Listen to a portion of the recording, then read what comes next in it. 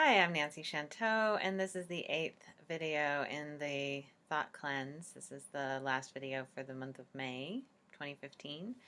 And I wanted to talk to you today about cosmology a little bit more. I wanted to talk about how our upgradable belief system, the beliefs that are right above that layer of our relationship with the unknown, about the world, about ourselves, about the way that we make meaning in our lives, how that layer, when we're trying to uproot old beliefs that are life draining rather than life affirming, and replace them, a lot of what we're trying to do is switch from dualism, where we're seeing things as right or wrong, good or bad, and we're seeing things in the context of truth with a capital T, some sort of absolute truth. We're switching from that kind of worldview to a worldview that is more non-dual, where we're seeing how things can be right and wrong, good and bad, that context really makes a big distinction in the effectiveness of something that we're doing, that we can evaluate our success, our effectiveness, our satisfaction with the outcomes of our behavior, and fine-tune it rather than thinking we did something wrong or bad, and by fixing ourselves we'll somehow fix the situation. In the dualistic worldview, we often end up being at the center of the story, that there's something wrong with us, that our way of handling our powerlessness is to blame ourselves or shame ourselves, or blame others or shame others. And as we do that, we end up with this focus on ourselves at the center of the story.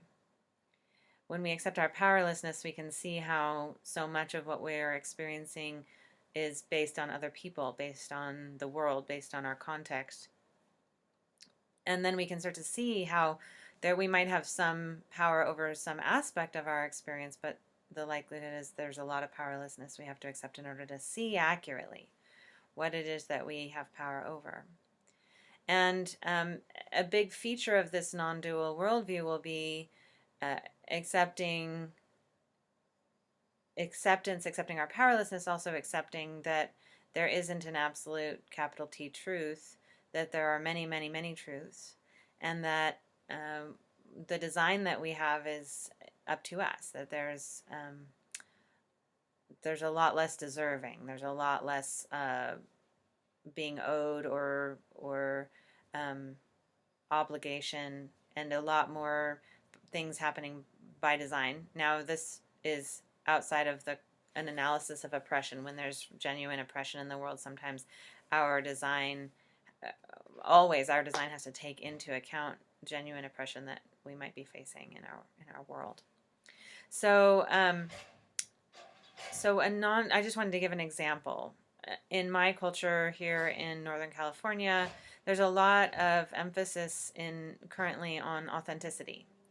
That if we're living an authentic life, we're living a good life. If we're living an authentic life, we're telling the truth about our experience. Truth, again, so we start to get into that capital T truth area, where we take off the social mask and tell everybody exactly what we're experiencing and expose our inner world. And there's this benefit that comes from being authentic. There's this idealization of authenticity as generating greater intimacy, greater connection, more community. And I think authenticity can produce those things. It can also produce disconnection and distance. If somebody feels like they're being shared with without having given permission, or they're being shared with in an inappropriate context, somebody might distance themselves from that person being authentic. So just as with anything, authenticity can cut both ways. If you don't have permission to share with somebody, if you haven't negotiated, or the intimacy isn't there, or the context isn't right, too much authenticity can create another kind of wound, another kind of burden. Now, I was talking about authenticity, this movement of authenticity, as a response to the wound of appropriateness, or the social mask, this sense of etiquette or propriety, that we would behave in social settings according to a set of rules, that we would have only a certain set of inauthentic answers to questions that are very cordial and proper, that we wouldn't share our inner lives or expose our emotional selves. And of course, taken to the extreme, that social proper behavior can become like a cage, can become very constrictive and restrictive. When we come up with a non-dual solution, we don't prioritize authenticity over propriety um, or truth over etiquette. We actually get to step back and from our wise adult consciousness make a choice about how we want to relate to our context.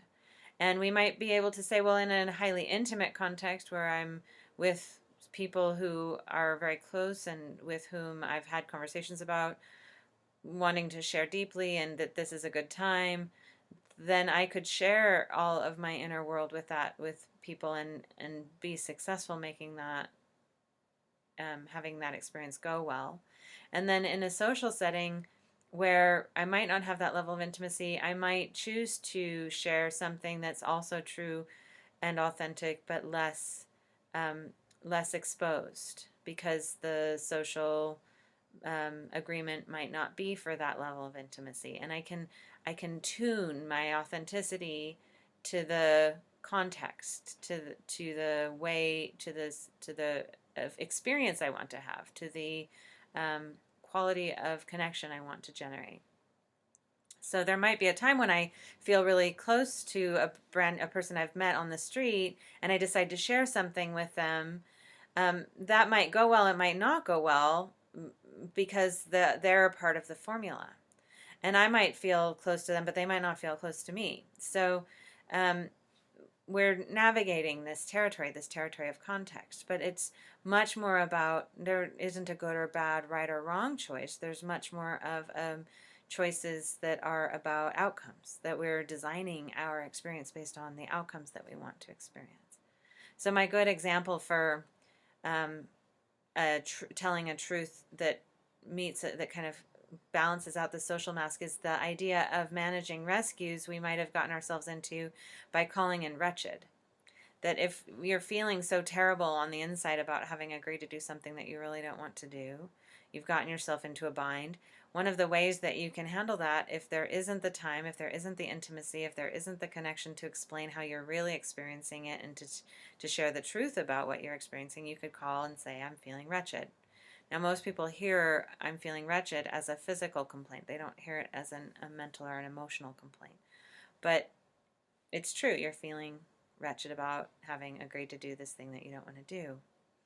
And you can make that determination of whether or not you're going to call in wretched, or if you really trust the person enough to be able to have the harder conversation, the more cooperative conversation around the deeper conversation, the more intimate conversation, and the more time constraint, the time requiring conversation about what actually happened, how you actually ended up in a rescue situation and that you want to cry off.